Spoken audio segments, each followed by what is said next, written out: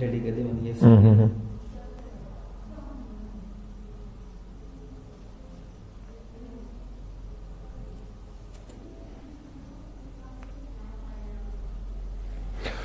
नमस्कार देवी और सज्जनों, एक बार फिर से आप लोगों का स्वागत है लाइव टाइम्स टीवी के इस खास बुलेटिन में, जहां पर हम आप लोगों को हिमाचल की संपूर्ण बात बताने का प्रयास करते हैं। जल्दी बताते हैं, समय आपका ज्यादा नहीं लेते, जल्दी जल्दी में आपको सब कुछ बताने का प्रयास करते हैं। विस्तार के साथ भी आते हैं, लेकिन समय समय की बात है। अभी के लिए आप लोगों को बताना चाहेंगे कि हिमाचल में आज क्या खास होने वाला है। उससे पहले senior video journalist Ajay Bhatia ji हमारे साथ इस स्ट्रीम पर है, बैक एंड पे हमारे विशाल सूद भाई हैं। दोनों के लिए एक एक लाइक और एक कमेंट जरूर लिखेगा। और उसी के साथ साथ अब आपको हिमाचल की बात करें और अखबारों की सुर्खियां भी आप लोगों को यहां पर साझा करें। सबसे पहले अखबारों की सुर्खियों की यदि बात करें तो अखबारों की सुर्खियों में जो सबसे बड़ी बात यहां पर देखने को मिली है वो मोहन भागवत जी का हिमाचल का टूर था। और उसके साथ साथ यहां पर जो पंजाब में हमारे बीच में गुरु ग्रंथ साहिब की बेअदबी जो हुई है, उस पर दूसरी बार यहां पर भीड़ की हिंसा भड़की। एक जिसे आप लोग कहते हैं जो एक भीड़ का इंसाफ है वो यहां पर मिलता है, लिंचिंग वर्ड किया गया, मॉब लिंचिंग की सेवा है। हालांकि आपने जैसे कि देखा होगा, एक स्वर्ण मंदिर में एक घटना हुई थी जिसमें एसआईटी को अब जांच रिपोर्ट सौंप दी गई है और जांच एसआईटी को दे दी गई है। और उसी के साथ साथ कपूरथला में भी पुलिस की मौजूदगी में भीड़ ने युवक को मारकर पीट कर मार डाला है। तो आप देख सकते हैं बेअदबी की दो इंसिडेंट इकट्ठे हमारे बीच में सामने यहां पर आए हैं। और पंजाब में हिंसा भड़कने की वजह से उसके बाद जो वो बच्चा था, जो वो व्यक्ति था, उसे यहां पर समाप्त कर दिया गया। बहरहाल अगर हिमाचल की ओर हम वापस आने की बात करें तो हिमाचल के लिए आज बहुत महत्वपूर्ण दिन है। आज कैबिनेट की मीटिंग है, लेकिन आपको बता दें कि अभी तक 5 बार कैबिनेट की मीटिंग का टाइम बदला जा चुका है, समय बदला जा चुका है। आज भी वो मीटिंग है, लेकिन उससे पहले आईजीएमसी की एक अपडेट दे देते हैं। आपको बता दें कि आईजीएमसी में आज जैसे कि रेजिडेंट डॉक्टर्स ने आज से स्ट्राइक पर जाना था, लेकिन अभी प्रधानाचार्य से, प्राचार्य महोदय से यहां पर बात हो चुकी है और वो स्ट्राइक को फिलहाल के लिए स्थगित कर दिया गया है, स्ट्राइक नहीं होगी।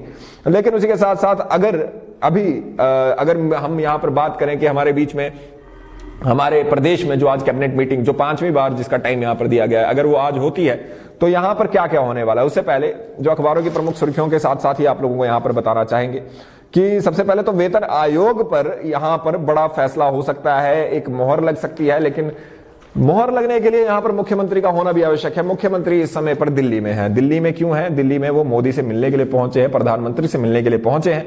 और उसके बाद वो आज दोपहर तक यहां पर 1:30 बजे शिमला पहुंचने का उनका प्लान बताया जा रहा है। तो इस समय तक उनकी वो मीटिंग समाप्त हो जानी चाहिए, ऐसा लग रहा है। और आपको बता दें कि यहां पर जयराम ठाकुर जब यहां पर नरेंद्र मोदी से मिलेंगे तो वहां पर उन्हें इनवाइट करेंगे। हिमाचल प्रदेश सरकार के 4 साल पूरे होने पर मंडी में एक कार्यक्रम रखा गया है, बड़ा कार्यक्रम रखा गया है। उस कार्यक्रम में वहां पर उनको पहुंचने के लिए बुलाया जाएगा।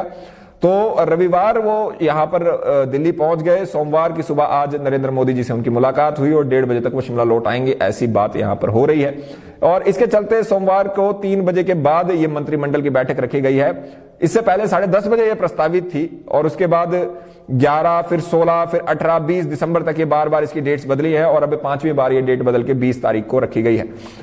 मुख्यमंत्री पीएम से वक्त मांगा था मिलने के लिए और 27 दिसंबर को सरकार के 4 साल पूरे होने के लिए उनको निमंत्रण देने के लिए वहां पर गए हैं। अब मोदी आते हैं नहीं आते हैं वो एक अलग बात है। निमंत्रण हालांकि वो स्वीकार करेंगे, ऐसे कार्यक्रमों में मोदी पीछे नहीं रहते, प्रधानमंत्री पीछे नहीं रहते। लेकिन अब यहां पर बड़ा प्रश्न ये रहता है कि क्या जो यहां पर हमारे बीच में बड़ा प्रश्न ये रहता है कि 4 साल की उपलब्धियां वो मानते हैं कि नहीं मानते, वो एक अलग प्रश्न है। वो एक अलग प्रश्न है, उस पर बाद में आएंगे। हालांकि आपको और बाकी सारी चीजें भी यहां पर बताने का प्रयास रहेगा। आप लोग स्ट्रीम को जरूर शेयर कीजिए, लाइक का बटन जरूर दबाइए, कमेंट के माध्यम से आप अपने मुद्दे भी यहां पर उठा सकते हो, उनको भी बातचीत हम करेंगे। अगर आज कैबिनेट की मीटिंग बैठती है तो प्रस्तावित है, तो आपको यह बता दें कि हमारे बीच में नए वेतन आयोग पर यहां पर मोहर लग जाएगी। नए वेतन आयोग पर मोहर लगने की बात अगर हम करते हैं तो उसमें आपको बता दें कि जो पंजाब के तर्ज पर यह वेतन आयोग दिया जाएगा। राज्य ने 1 जनवरी 2016 से नए वेतन आयोग लागू होना है और करीब 4.25 लाख कर्मचारियों और पेंशनरों इसका इंतजार कर रहे हैं। कैबिनेट ने पे रिवीजन रूल्स की चर्चा होगी और नए वेतन आयोग को लेकर बहुत सारी चर्चाएं आज होना संभावित है। इसी के साथ साथ कैबिनेट के इस मुद्दे के अलावा 27 दिसंबर को मंडी में होने वाले कार्यक्रम की रूपरेखा तैयार होगी। सेकंड ग्राउंड ब्रेकिंग के लिए उद्योग विभाग की तरफ से कितने करोड़ के एमओयू साइन होंगे ये पता लगेगा। यह डाटा भी कैबिनेट में रखा जाएगा और राज्य की नई ऊर्जा नीति पर इस बार कैबिनेट रखी की जा रही है। कैबिनेट में कोरोना की स्थिति और ऑर्गेनिक ओमिक्रॉन के संभावित खतरे को देखते हुए मामले ये समझा जाएगा कि क्या करना है। कई अन्य विभागों की तरफ से मुख्यमंत्री घोषणाओं से संबंधित मामले भी कैबिनेट में रखे जा सकते हैं। तो काफी ज्यादा चीजें यहां पर होने को है। लेकिन उसी के साथ साथ ग्रीन एनर्जी को लेकर भी हिमाचल प्रदेश पर यहां पर बात हो रहा है। नई ऊर्जा नीति पर यह शुरुआत होनी है। तो आपको बता दें, नई ऊर्जा नीति फिलहाल फाइलों में है और इसे कैबिनेट की बैठक में स्वीकृति मिलनी है। ये ग्रीन एनर्जी पर केंद्रित होगी और इसमें तमाम प्राकृतिक संसाधनों के इस्तेमाल से बिजली तैयार करने के विषय में शामिल किया गया है। तो इसके साथ साथ कैबिनेट में पास होने के बाद 27 दिसंबर को ऊर्जा नीति को लागू किया जाएगा। लेकिन बड़ा प्रश्न ये है अभी हमारे बीच में, 4 साल अभी तक सरकार के पूरे हुए हैं। आप सभी लोग भी 4 साल से सरकार के कार्यकाल को देखा है आपने, और आप लोगों को भी पता है सरकार ने किस तरह से काम किया है।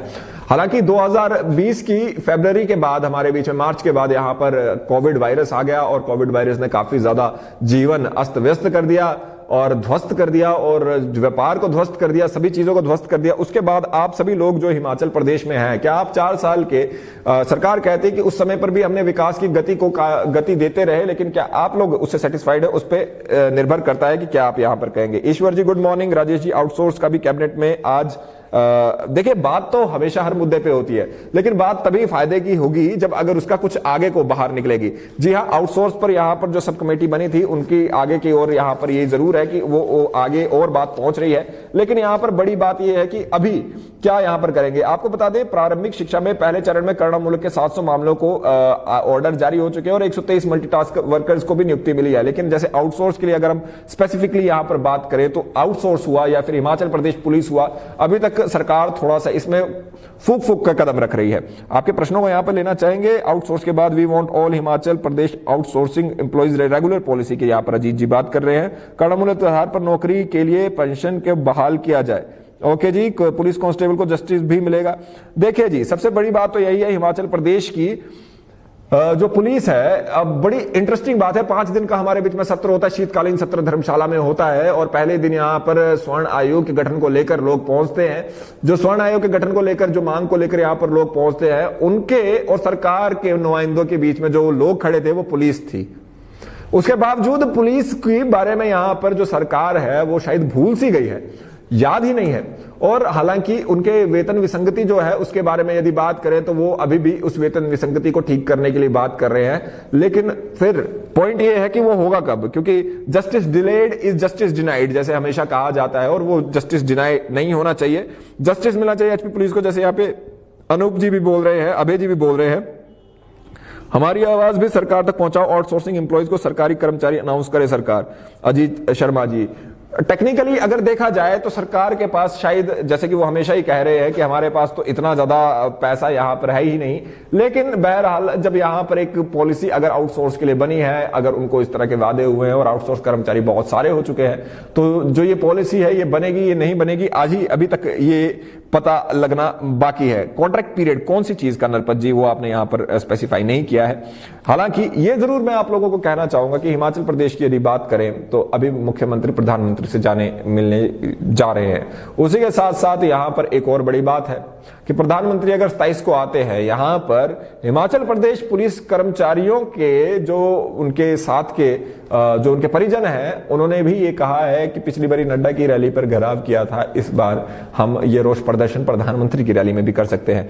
तो एक डिस्टेस्टफुल सी बात ये हो जाएगी। और अगर ये सिर्फ इकलौते हिमाचल प्रदेश पुलिस वाले करते हैं तो एक बात रही, लेकिन अगर सभी, जैसे करुणामूलक है, कॉन्ट्रैक्ट पीरियड है, या ये सभी लोग भी वहां आ जाए तो वो सरकार के लिए अपने आप में एक मुसीबत का सबब बन जाएगा।